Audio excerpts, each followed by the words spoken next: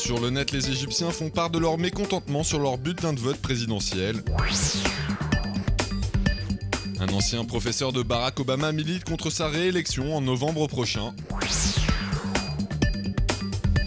Et un photographe américain résume son voyage en Asie en moins de 2 minutes.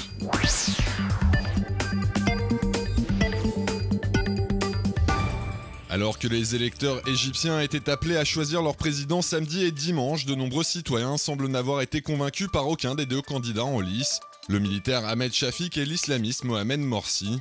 Et si une partie des inscrits sur les listes électorales s'est tout simplement abstenue, d'autres ont décidé d'exprimer clairement sur leur bulletin de vote leur refus de choisir entre les deux hommes.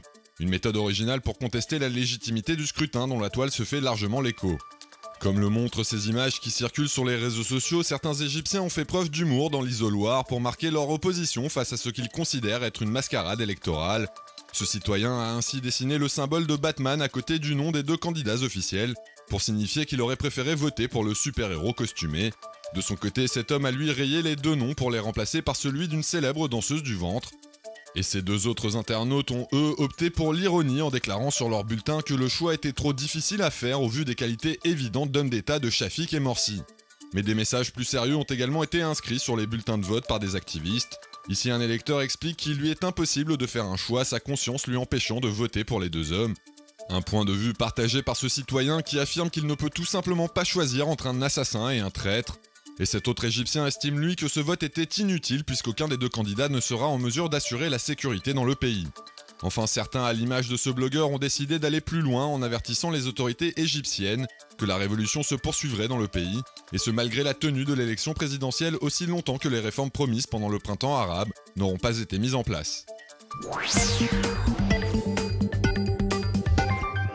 Barack Obama doit être battu lors de la prochaine élection car il a échoué à faire avancer la cause progressiste aux États-Unis. Voici le message lancé dans cette vidéo diffusée sur internet par Roberto Unger, qui a été l'un des professeurs du président américain à la faculté de droit de l'université d'Harvard. Un clip dans lequel cet homme politique brésilien s'en prend au bilan économique de son ancien étudiant. Il l'accuse notamment d'avoir dépensé des milliards pour renflouer les banques et abandonner les travailleurs américains à leur propre sort. La défaite de Barack Obama à la présidentielle de novembre permettrait donc selon lui d'amorcer le renouveau du Parti démocrate et de la gauche américaine. La vidéo fait actuellement le tour de la toile et suscite de nombreuses réactions. Larry Johnson du blog No Quarter estime ainsi que Barack Obama n'a pas tenu sa promesse d'inaugurer une nouvelle façon de gouverner et qu'il semble actuellement bien éloigné des préoccupations de l'Américain moyen. L'historien Gary Wills affirme quant à lui comprendre que les partisans de Barack Obama aient pu être déçus par son premier mandat, mais il estime que les électeurs ne doivent pas voter pour ou contre un candidat, mais pour un parti et le projet de société qu'il défend. Quoi qu'il en soit, cette intervention de l'ancien professeur de Barack Obama tombe à point nommé pour son adversaire, le républicain Mitt Romney, qui continue à faire campagne en s'attaquant lui aussi au bilan économique de l'actuel président américain.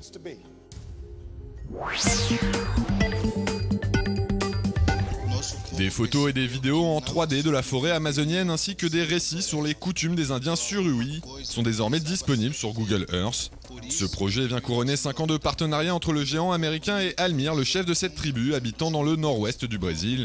Une carte que les Indiens Surui pourront également utiliser pour dénoncer avec des smartphones la déforestation illégale dans leur territoire. Une première qui pourrait en amener d'autres.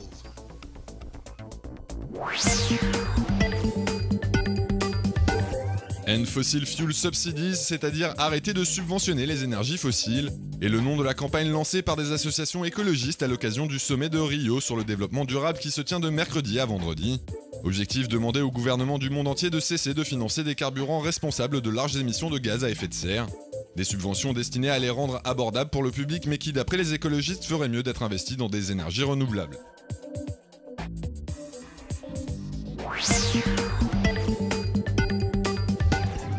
Un voyage en Asie pendant 2 mois résumé dans une vidéo de moins de 2 minutes, c'est ce que propose de découvrir ici le photographe américain Kevin Kelly, qui a réalisé ce clip en faisant défiler 1 seconde d'image filmée chaque jour pendant toute la durée de son périple.